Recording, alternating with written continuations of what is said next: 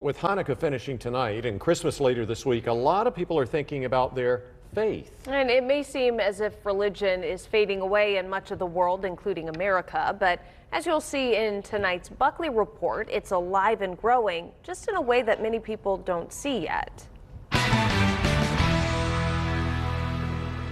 There are people in churches and synagogues today who remember when they were full. As recently as 1950, more than 3/4 of Americans were members of a church or a synagogue, according to Gallup. And it seems we still believe. The Pew Center reports that 83% of Americans believe in God or a divine spirit, but only 1 in 5 attends church services weekly, and nearly a third never attend any service. Is that a problem? I think it is. And Cale Yu is doing something about it.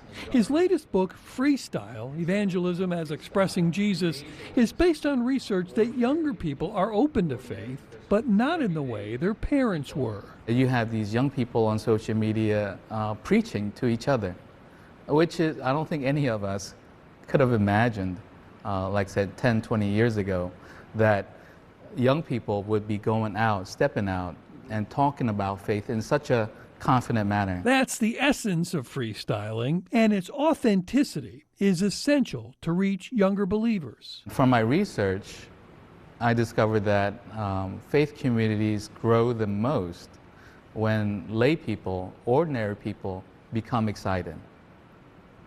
They don't get excited over the institutional church. They don't get excited over programs. They get excited when it touches their heart. It's borne out in the numbers. While church attendance has held steady for baby boomers over the last 10 years, it's up by 1/3 for Gen X and up 86% among millennials, something Professor Yu welcomes. Does the world need faith? I think the world needs faith more than ever because the world is becoming more chaotic, more unstable, more uncertain. To a degree, we've seen this before. Western civilization went through a great awakening of faith in the first half of the 18th century with preachers like John Wesley and Jonathan Edwards, and again in the first part of the last century, which spawned preachers like Billy Graham, which makes you wonder. Are we on the path to a third Great Awakening? The potential is there. Bob Buckley, Fox 8 News.